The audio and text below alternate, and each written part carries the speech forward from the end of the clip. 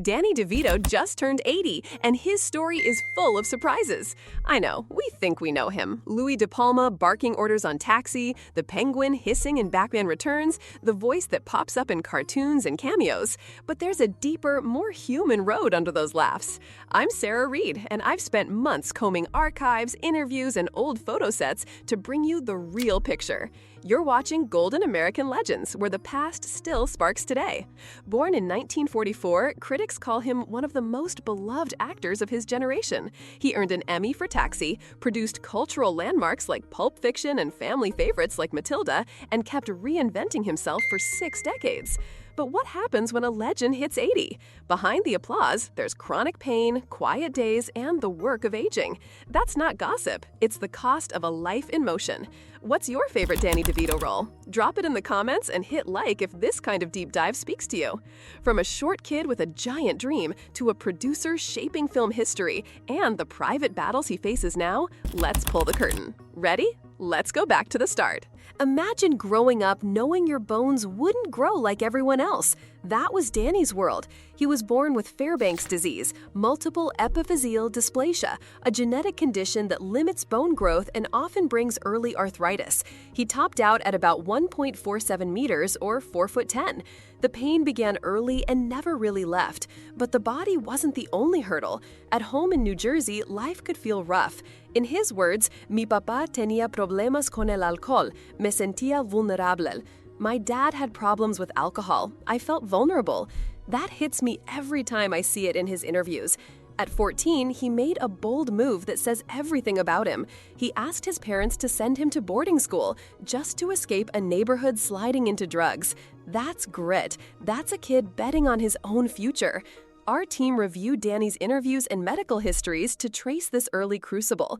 The picture is clear. Pain was daily, but so was stubborn hope. He learned to crack jokes through discomfort and hold his head high anyway.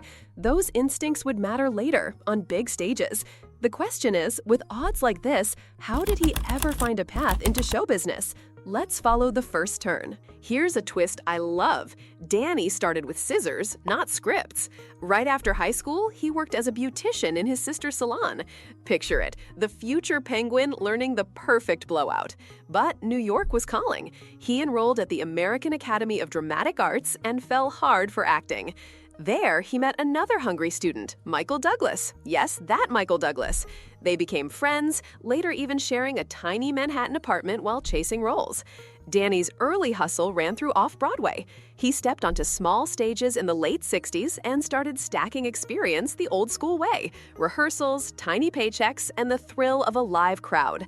A brief film part followed in 1970 with Dreams of Glass. Blink, and you might miss him as a small-time heavy. When Hollywood wasn't fast to embrace him, he went right back to theater. That move says a lot about his approach. Keep sharpening the craft, stay close to the work. We dug through old yearbooks and interviews to map this chapter, and it's all momentum, training, community, reps, confidence. Still, the big break didn't land here. It was coming, but from a place most folks didn't expect. Let's head into the 70s. 5 Oscars, 1 small role, no instant fame.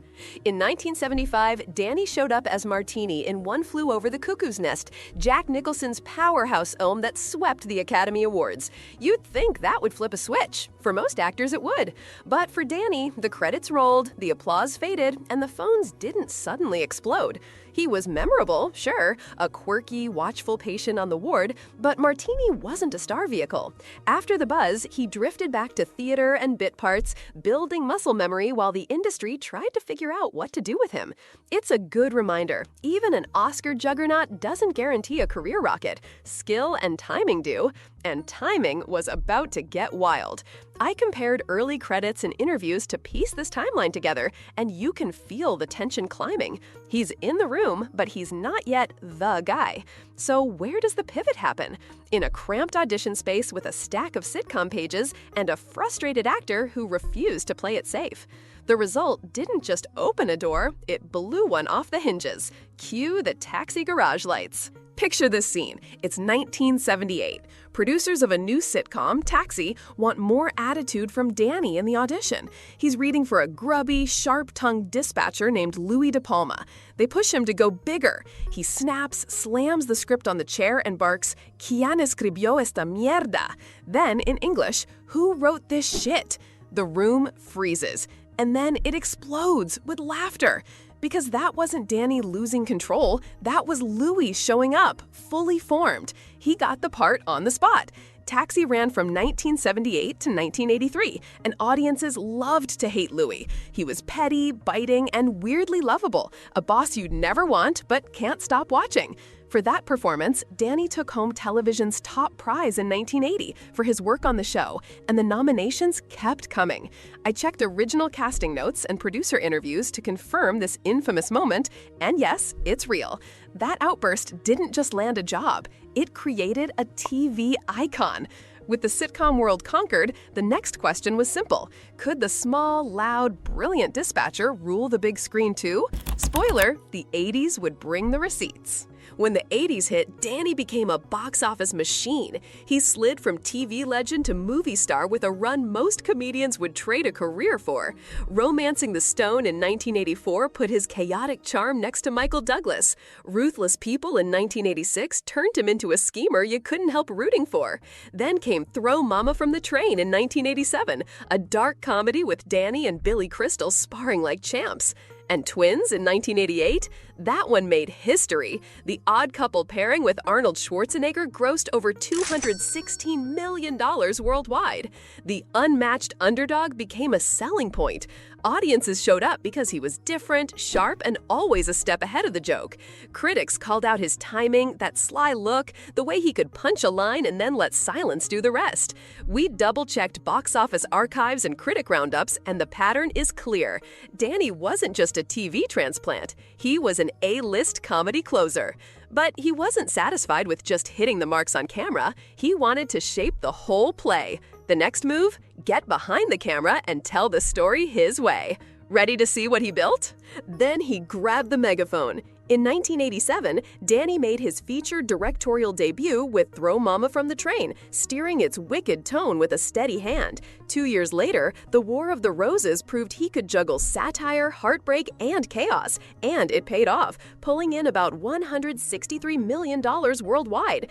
In 1992, he tackled Hoffa with Jack Nicholson, a bold swing that showed top talent trusted his vision. I went back through reviews and Danny's own commentary, and a theme pops. He loves tight rhythms, dark edges, and actors who go fearlessly weird. On screen or off, he ran the room.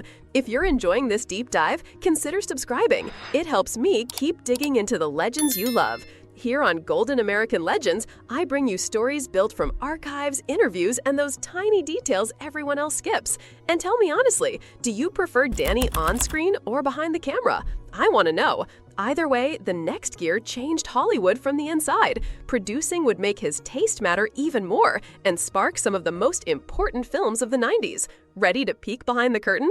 Quiet power can change the whole industry. In 1992, Danny and Rhea Perlman co-founded Jersey Films. That little label backed big swings. Pulp Fiction in 1994, the movie that rewired indie cinema and scooped major honors. Out of Sight in 1998, Erin Brockovich in 2000, and the family classic Matilda in 1996, which Danny directed and starred in. That range is wild. Gritty crime, clever heists, a real-life environmental battle, and a warm, wicked storybook that became a staple in classrooms.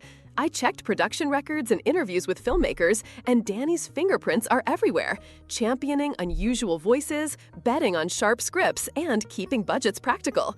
He didn't stop being the performer we loved. He became the person who helped choose which stories the world got to see. Think about that impact, shaping taste, not just following it. And just as he was pushing new voices forward, he surprised us again with one of the creepiest, funniest villains on screen. Time to head back to Gotham, where a tuxedoed bird with black goo on his lips stole scenes in the darkest way. How do you turn a gentle clown into a nightmare in a top hat? Tim Burton knew. Cast Danny DeVito as the Penguin in Batman Returns, released in 1992. The transformation was extreme. Heavy prosthetics, layers of makeup, and a performance that leaned into the grotesque and the tragic at the same time. He waddled, snarled, and still landed punchlines that cut. It wasn't subtle, it was unforgettable. Fans still ask him about that makeup chair. The performance earned him an MTV Movie Award nomination for Best Villain, and it helped cement the idea that Danny could bend genres on command. You see hints of Louis' bite, but then there's this ache underneath, a hurt kid turned monster. We reviewed cast talks and fan forums, and the consensus hasn't moved. His Penguin is still one of Gotham's most memorable threats. And here's the kicker. Decades later, Danny wasn't done reinventing himself. He found a second TV home and met an entirely new generation who knew nothing about Taxi or the 80s hits, only Frank. To Philly we go, where chaos lives in a pub. Fast forward to 2006, Danny dives into It's Always Sunny in Philadelphia as Frank Reynolds, the shameless, foul-mouthed wild card of a very broken friend group. It's a dark comedy that breaks rules and somehow keeps going. It's now the longest-running American live-action sitcom. What makes his Frank work is that fearless energy. The body is older, yes, but the performance is fearless and fast.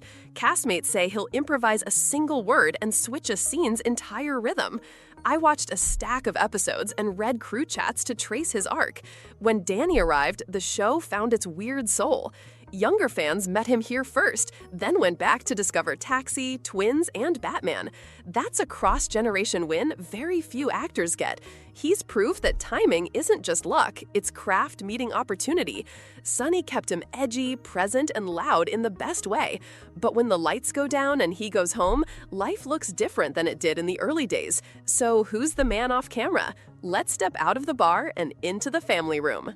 Love in Hollywood is rarely simple, but Danny and Rhea Perlman made it meaningful. They married in 1982, raised 3 kids, Lucy, Grace, and Jacob, and worked side by side on projects like Matilda and Through Jersey films.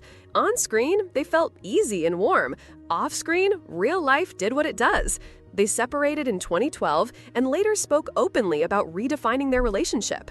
In recent years, Rhea shared that they remain close, don't plan to divorce, and still care deeply for each other. She's even called Danny my favorite person. That line always gets me. It's tender, grown up, and true to the way long bonds can bend without breaking. I've read their interviews and sifted news clips to trace the thread, and it reads like a family choosing compassion over headlines. They show up for their kids, they show up for each other, and they let the public part be quiet. That calm base matters, especially as the years add up. Which brings us to now, the milestone birthday, the body that's worked hard, and the pace of life at 80. How does he manage the aches and still show up? Pain has been his shadow since childhood. Fairbank's disease doesn't clock out. It brings joint trouble, stiffness, and early arthritis, all the things that make a physical job tougher with each decade. After years of pratfalls, long shoots, and stage work, Danny has dealt with surgeries, including a reported knee replacement, and he's been seen using braces and walking aids off camera. And yet, he keeps moving. Voice roles, quick cameos, guest spots that let him bring the spark without the grind of an action set. In recent appearances, he jokes about the creaks, but refuses the idea of stepping away. That spirit from the boarding school kid is still there. Adjust, adapt, don't quit. I checked medical resources on his condition and recent interviews to make sure we treat this with care. Aging can feel quieter, even lonely at times, especially after the rush of a set day. But Danny leans on family, friends, and the work itself. He's earned the right to set his pace. That's the lesson I see in the footage. The body slows, the fire doesn't. So what do we take from that? Let's talk legacy. Here's the lesson I keep coming back to. Use what makes you different. Danny has said that his height and look made him stand out in auditions. Instead of hiding it, he built a whole career on it. Critics often sum it up simply, he taught the world that size doesn't matter. That's his brand of courage. Funny on the surface, steel underneath. He's an Emmy winner for Taxi, a Golden Globe winner, a director who turned dark comedy into a sharp tool, and a producer who helped push daring films into the center of culture. Across 6 decades, kids and grandparents both know his name, but for different roles. That's staying power you can't fake. We pulled from decades of clips, reviews, and interviews to stitch this view, and to me, it's clear. Rejection became fuel, pain became perspective, and the odd angles became charm. At 80, he's still defying what anyone expects. The takeaway is simple and strong. Show up as yourself and keep showing up. That's how legends are made. We're almost done, but not quite. One more chapter remains, yours, and what you carry forward from his story. So where does the next chapter go for Danny DeVito? If his past is any clue, it goes wherever he decides. Today, we walked his road from a tough childhood to a stage rat, from Taxi to tentpoles, from directing to producing, and all the way to the longest-running live-action sitcom. That's 6+ decades of work. He's still popping up on sets, still lending that voice, still making us laugh. Maybe there's a memoir brewing. Maybe another weird, wonderful character. Either way, I'll be watching. If you loved this deep dive, please subscribe, like, and share. It helps me keep making full-story documentaries for you. Thanks for watching. Final thought for you. As Danny faces his next decade, what part of his journey will you remember most, and why? I'd love to read your take. I'm Sarah Reed, and I'll see you in the next one. And hey, if you're new here and you found something meaningful today, don't forget to hit subscribe on your way out.